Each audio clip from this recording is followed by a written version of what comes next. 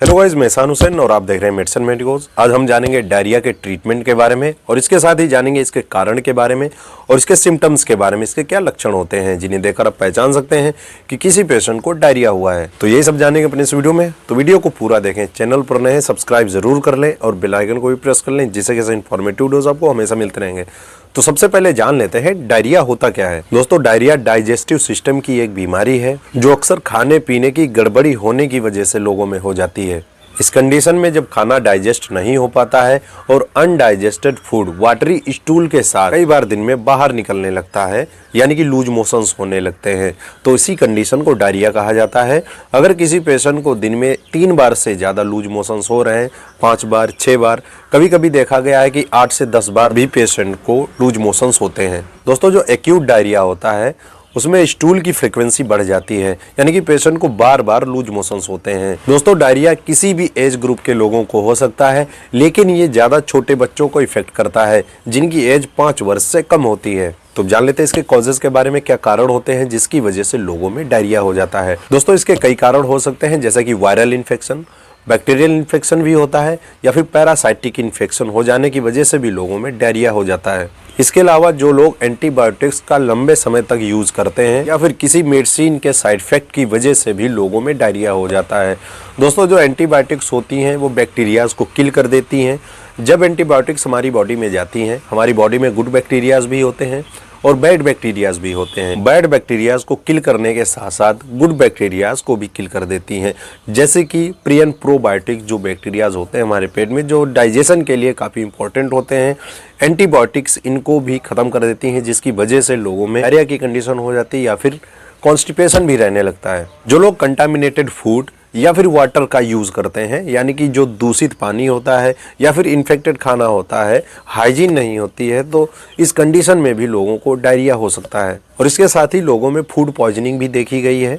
Food poisoning गर्मियों में ज़्यादा होती है, जिसकी वजह से भी लोगों में डायरिया हो जाता है। जो लोग ओवर ईटिंग करते हैं तो ऐसे लोगों को भी डायरिया हो सकता है, जैसे कि कई लोग फंक्शन में जाते हैं, पार्टी में जाते हैं, शादी बारात में, या फिर कहीं बाहर ज़्यादा खाना खा लेते हैं, ओवर ईटिंग कर लेते हैं, यानी कि जितनी उनको डाइजेस्ट करने की क्षमता है उससे ज़्यादा खाना खा लेते हैं, तो ऐसी कंडीशन में भी लोगों को डायरिया हो सकता है। जो इंटेस्टाइन्स होती हैं उनमें एब्जॉर्प्शंस की कमी हो जाती है, ये कंडीशन डिहाइड्रेशन में ज़्यादा होती है, तो ऐसे लोगों को भी डायरिया हो जाता है। डाइजेस्टिव सिस्टम से रिलेटेड कोई अगर बीमारी है, जैसे कि स्टमक में या फिर इंटेस्टाइन में या फिर कोलन में कोई पहले से ही बीमारी है, तो डायरिया ऐसे लोगों को भी इफेक्ट करता है।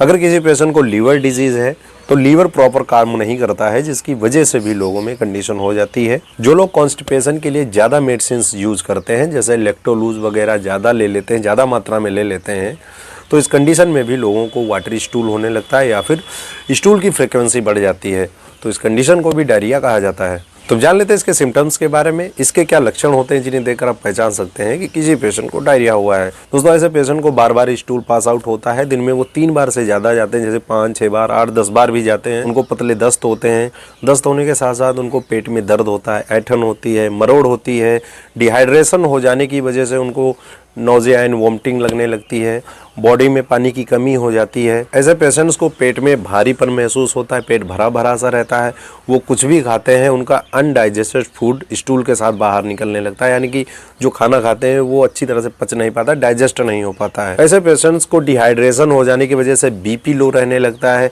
जिसकी वजह से चक्कर आते हैं, कमजोरी लगती है, सुस्ती लगती है, इसके साथ में थकान और बेहोशी भी हो सकती है। ऐसे पेशेंट्स का वजन घटने लगता है, ज़्यादा प्यास लगती है, मुंह सूखने लगता है। डायरिया में एक और सिम्टम होता है जो आपको ज़रूर पेशेंट से पूछना चाहिए या फिर पेशेंट को देखना चाहिए। ऐसे पेशेंट्स को यूरिनेशन कम हो जाता है, यानी कि जो यूरिन पास आउट करते हैं उनकी फ्रिक्वेंसी कम हो जाती है, यूरिन या फिर बिल्कुल नहीं होती है ज़्यादा डायरिया होने पे।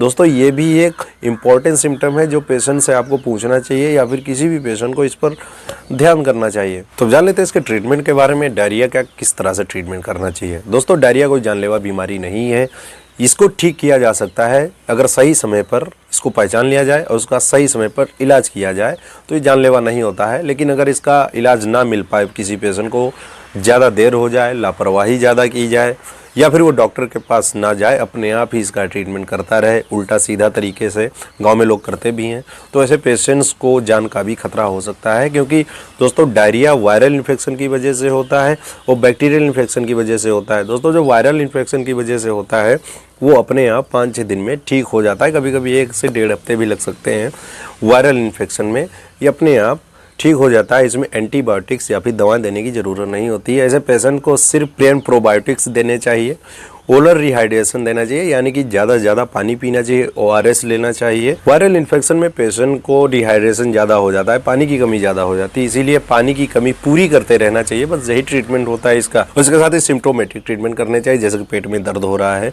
तो पेट दर्द के लिए जीरोडाल इस्पास, मेफ्टल इस्पास ऐसी टेबलेट्स दे सकते हैं दर्द को कम करने के लिए। कभी कभी पेशेंट्स को फीवर आने लगता है तो फीवर को दूर करने के लिए पैरासीटामोल ले सकते हैं।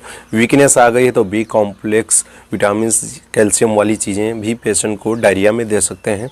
दोस्तों जो बैक्टीरियल इन्फेक्शन होता है इसमें एंटीबायोटिक्स देने की ज़रूरत होती है। एंटीबायोटिक्स दे सकते हैं जैसे कि नॉरफ्लॉक्सासिन के साथ में मेट्रोनिडाजोल देना जरूरी होता है। अगर पैरासाइटिक इन्फेक्शन हुआ है तो वो भी ठीक हो जाता है मेट्रोनिडाजोल देने से। और उसके साथ में लैक्टिक एसिड बेसिलस देना बहुत ज़रूरी होता है। और इसके साथ में प्रियन प्रोबायोटिक ये भी देने चाहिए पेशेंट को।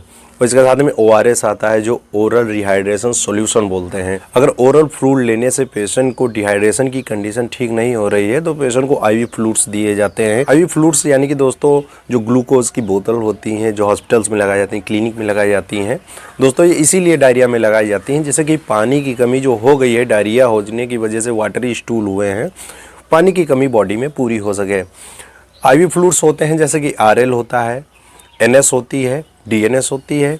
इसका इस्तेमाल डायरिया में किया जाता है पानी की कमी पूरी करने के लिए। लेकिन दोस्तों आपको ध्यान रखना चाहिए, अगर पेशेंट का BP ज़्यादा लो हो गया है या फिर ज़्यादा डिहाइड्रेशन हो गया है तो इस कंडीशन में डेक्सट्रोज पेशेंट को नहीं देना चाहिए। जैसे कि D5 आते हैं, D10 आती हैं, D25% आती हैं, ये भी IV फ्लूइड्स होते हैं, लेकिन इनको डायरिया में अवॉइड करना चाहिए अगर पेशेंट का BP ज़्यादा लो हो गया है या फिर पेशेंट का ब्लड प्रेशर ज़्यादा लो है।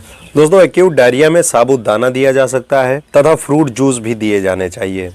डायरिया में भूल कर भी दूध नहीं दिया जाना चाहिए, ऐसे पेशेंट्स को दूध अवॉइड करना चाहिए। क्रॉनिक डायरिया में पुराने चावल का जो भात होता है और मूंग की दाल होती है उसको मिलाकर पुराने चावल और मूंग की दाल को मिक्स करके इसकी खिचड़ी बनानी चाहिए और पेशेंट को खिलानी चाहिए। और इसके साथ में दही भी पेशेंट को खिलाना चाहिए। और इसके साथ ही डायरिया को कंट्रोल करने के लिए, रोकने के लिए मेडिसिन भी पेशेंट को दी जाती हैं, जैसे कि टेबलेट लोपरामाइड आती है, ये लोमोफिल के नाम से भी जानी जाती है। ये 2 mg की एक गोली होती है, इसकी 2 गोलियाँ दिन में 3 बार तक पेशेंट को खाने के लिए दी जानी चाहिए। अगर कोई पेशेंट बच्चा है तो उसको 1 गोली दिन में 3 बार तक खाने के लिए दी जा सकती हैं, जिससे कि जो क्वांटिटी है, फ्रीक्वेंसी है डायरिया की, वो कंट्रोल होगी और बार बार डायरिया जाने से उसको रिलीफ मिलेगा। दोस्तों एक टेबलेट आती है नॉर्टिजेट, जिसमें नॉरफ्लॉक्सासिन होता है, टिंडाजोल होता है और इसमें लैक्टिक एसिड बेसिलस भी होता है। तो इस टेबलेट को सुबह शाम खाने के बाद दी जानी चाहिए। अगर पेशेंट को उल्टी हो रही है, कुछ भी खाता पीता है, वोमिटिंग हो जाती है तो वोमिटिंग को भी कंट्रोल करना चाहिए। जैसे कि टेबलेट ऑन्डेस्टान आती है 4 mg की, इसको ज़रूरत पड़ने पर दे सकते हैं या फिर दिन में 3 बार तक पेशेंट को दे सकते हैं। अगर ओरल रूट से मेडिसिन नहीं पेशेंट ले पा रहा है तो ऐसे पेशेंट्स को IV मेडिसिन दी जाए, यानी कि इंजेक्शन दिए जाने चाहिए। जैसे कि ऑन्डेस्टान का इंजेक्शन आता है, एमसेट आता है, उसको IV दे सकते हैं, IV फ्लूइड्स IV दे सकते हैं, एंटीबायोटिक्स भी IV दे सकते हैं, जैसे कि एमकासिन, ये भी एक एंटीबायोटिक है, इसका इंजेक्शन आता है 500 mg का, इसको भी IV पेशेंट को दिया जाना चाहिए। या फिर जेंटामाइसिन आता है, इसको भी पेशेंट को दिया जाना चाहिए। और इसके साथ में पेशेंट को एंटासिड भी दिए जाने चाहिए, क्योंकि डायरिया में एसिडिटी हो जाती है, जैसे कि रबेप्राजोल, पेंटॉप, ये एंटासिड्स होते हैं जो पेशेंट को खाली पेट दिए जाने चाहिए। दोस्तों डायरिया में यूरिन आउटपुट का ध्यान रखना चाहिए, पेशेंट कितना यूरिन आउटपुट कर रहा है, कितना IV फ्लूइड इनटेक कर रहा है, तो ये ध्यान रखना काफ़ी ज़रूरी होता है। दोस्तों अगर पेट में दर्द हो रहा है, टेबलेट खाने के बाद भी दर्द नहीं बंद हो रहा है, तो पेट दर्द को दूर करने के लिए आप डाइक्लोफेनेक का इंजेक्शन IM लगा सकते हैं या फिर इंजेक्शन आता है नोबल स्पास RF, इसको भी पेशेंट को IM लगाना चाहिए, जिससे कि पेट दर्द उसका कम हो जाता है। तो दोस्तों आज के लिए इतना ही। आपको समझ में आया होगा डायरिया क्या होता है, क्या कारण होते हैं, क्या सिम्टम्स होते हैं और इसका क्या इलाज होता है। अगर आप इसके बारे में डिटेल में जानकारी और भी ज़्यादा चाहते हैं, इसके ट्रीटमेंट के बारे में जानना चाहते हैं, या फिर आप किसी और बीमारी के बारे में जानना चाहते हैं, किसी और मेडिसिन के बारे में जानना चाहते हैं, तो कमेंट करके बता सकते हैं। दोस्तों आप सभी लोग मेरे वीडियोस रेगुलर देखते हैं लेकिन सब्सक्राइब नहीं करते हैं, पता नहीं क्यों। अगर आप चैनल पर नए हैं, अभी तक सब्सक्राइब नहीं किया है, इसको सब्सक्राइब जरूर कर लें और बेल आइकन को प्रेस कर लें, जिससे इन्फॉर्मेटिव वीडियोस आपको हमेशा मिलते रहेंगे।